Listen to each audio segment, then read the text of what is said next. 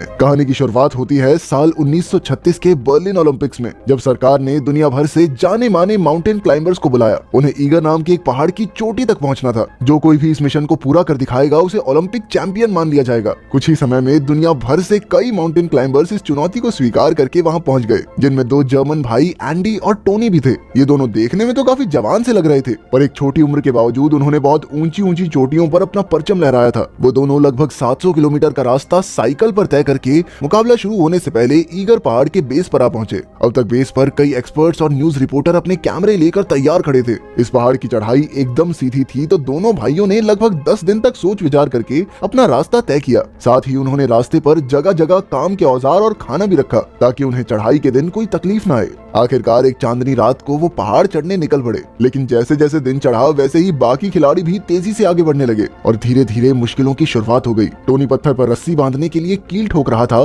कि अचानक थोड़े पत्थर नीचे गिरने लगे। एंडी ने ये आवाज सुनी तो वो तुरंत हट गया, मगर ये पत्थर सीधा हेनरी नाम के एक ऑस्ट्रेलियन खिलाड़ी को लग गए और उसके माथे से खून बहने लगा। उसे देखकर एडी नाम का एक खिलाड़ी कहने लगा कि भाई तू इलाज करवा ले नीचे जाके। मगर हेनरी अपने देश की फौज की तरफ से आया था और वो यूं ही हार कर वापस लौटने को तैयार नहीं था, इसीलिए उसने किसी भी हाल में चढ़ाई जारी रखने का फैसला किया। इसके बाद जब टोनी और एंडी 2800 मीटर ऊपर पहुंच गए तो उन्हें एहसास हुआ कि यहाँ से तो पहाड़ भाई एकदम सीधा है, इससे ऊपर जाना एकदम नामुमकिन लग रहा था। तब एंडी ने एक खतरनाक रास्ता निकाला, जिसके मुताबिक वो लटक कर पहाड़ की दूसरी साइड जाएंगे और वहां से चढ़ाई जारी रखेंगे। हालांकि इसे अंजाम देना बेहद खतरनाक था, क्योंकि उन्हें रस्सी से पेंडुलम की तरह लटकना होगा और अगर थोड़ी सी भी चूक हो गई तो मरना तय है। खुशकिस्मती से एंडी इस तकनीक में बिल्कुल माहिर था और कुछ ही देर में उसने दूसरी साइड पहुंचकर रस्सी जोड़ दी। फिर टोनी रस्सी पकड़कर दूसरी साइड आ गया और उन्होंने हेनरी और एडी को भी इस रस्सी का इस्तेमाल करने दिया। अब उन चारों ने ग्रुप बना लिया, लेकिन फिर दोनों भाइयों में रस्सी वापस खींचने पर बहस छिड़ गई। टोनी ने कहा कि हो सकता है उन्हें वापस लौटना पड़े,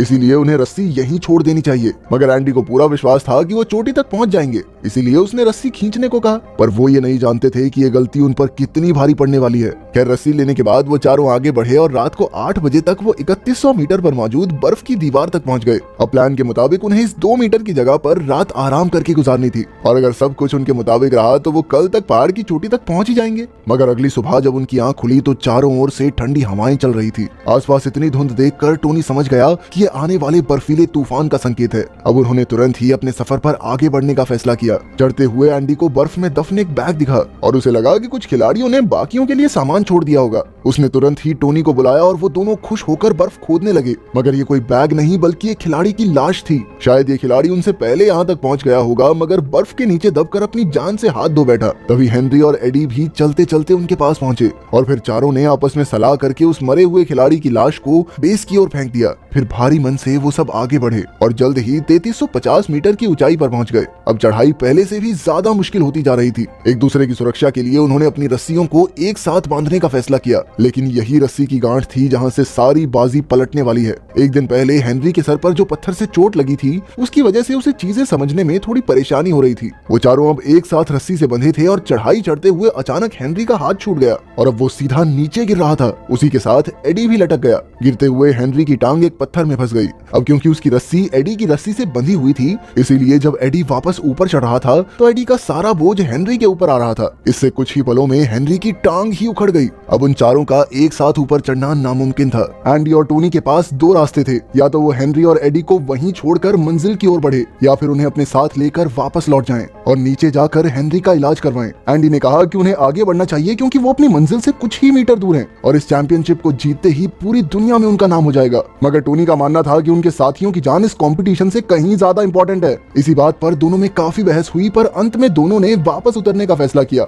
अब ऐसी खड़ी चढ़ाई से नीचे उतरना चढ़ने से भी ज्यादा मुश्किल होता है। हालांकि वो अपना एक एक कदम फूक फूक कर रख रहे थे, मगर अचानक बर्फीले तूफान की वजह से उनका हिलना भी मुश्किल हो गया। पूरे एक दिन की मेहनत के बाद भी वो कुछ मीटर ही नीचे उतर पाए। जल्द ही अंधेरा होने लगा, इसलिए उन्हें 3170 मीटर की ऊंचाई पर ही रुककर रात गुजारनी पड़ी। इस समय उनका सारा खाना खत्म हो चुका था और वो चारों अब बेहोश होने की कगार पर थे। ऊपर से मौसम और भी ज्यादा बिगड़ता जा रहा था। खैर, जैसे तैसे अगले दिन काफी मशक्कत के बाद वो सब उसी जगह पर पहुंच गए जहां वो दूसरी साइड से रस्सी लगाकर आए थे। मगर एंडी के रस्सी निकालने के फैसले की वजह से अब दूसरी साइड वापस जाने के लिए कोई रस्सी ही नहीं थी। एंडी ने एक बार फिर से अपनी रस्सी से पेंडुलम की तरह लटक कर दूसरी तरफ को जाने की कोशिश की, मगर दूसरी तरफ का पहाड़ अब पूरी तरह से बर्फ से ढक चुका था। काफी सारी कोशिशों के बावजूद भी एंडी किसी पत्थर को पकड़ नहीं पाया और काफी ज्यादा थक गया। इस तरह जिस रास्ते से वो आए थे वहीं से वापस लौटना उन्हें नामुमकिन दिखाई दिया, इसलिए अब उनके पास यहीं से सीधा नीचे उतरने के अलावा और कोई चारा नहीं था। हड्डियां जमा देने वाली ठंड में उन्होंने सबसे पहले अपने जख्मी साथी को नीचे भेजने का फैसला किया,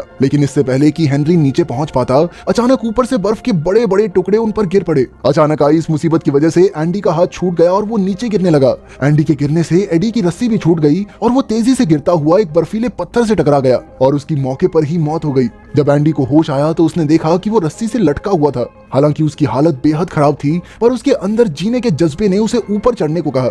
ऊपर चढ़ते हुए उसने देखा कि एडी मर चुका था, मगर यह शोक मनाने का समय नहीं था, इसीलिए वो चुपचाप आगे बढ़ता रहा। मगर कुछ ही पलों में एक और बड़ी मुसीबत उनके सामने आ गई। जिस जंजीर से उन्होंने अपनी रस्सी बांधी थी, उसकी पकड़ धीरे धीरे छूटती जा रही थी। टोनी के काफी कोशिश करने के बाद भी जब उसकी पकड़ मजबूत नहीं हुई तो एंडी समझ गया कि अब ये जंजीर 4 लोगों का बोझ नहीं झेल सकती। आखिरकार अपने भाई टोनी की जान बचाने के लिए एंडी ने अपनी रस्सी काट डाली। इससे वो भी हेनरी और एडी के साथ खाई में गिर गया। अब उन 4 लोगों की टीम में से सिर्फ टोनी ही जिंदा बचा था। वो अपने भाई की मौत पर फूट फूट कर रोया, पर अब अपनी जान की हिफाजत करना भी जरूरी था, इसीलिए उसने अपना स्लीपिंग बैग निकालकर यहीं पर इंतजार करने का फैसला किया। पर बैग खोलने की हड़बड़ी में अचानक बैग उसके हाथ से फिसलकर सीधा खाई में गिर गया। अब टोनी का दिल बैठने लगा, क्योंकि बिना स्लीपिंग बैग के वो ज्यादा देर तक जिंदा नहीं रह सकता। मगर जल्द ही उसे एक रेस्क्यू टीम के आने की आवाज सुनाई दी। असल में बेस पर मौजूद रिपोर्टर्स को एहसास हो गया था कि पहाड़ पर खिलाड़ियों को काफी मुश्किलें आ रही हैं, इसीलिए उन्होंने मुसीबत में फंसे हुए खिलाड़ियों को निकालने के लिए रेस्क्यू टीम्स भेजी। जब रेस्क्यू टीम को टोनी की मदद की गुहार सुनाई दी तो उन्होंने तुरंत उसकी लोकेशन का पता लगाया, लेकिन बर्फीले तूफान ने कई कोशिशों के बाद भी उन्हें टोनी तक पहुंचने नहीं दिया।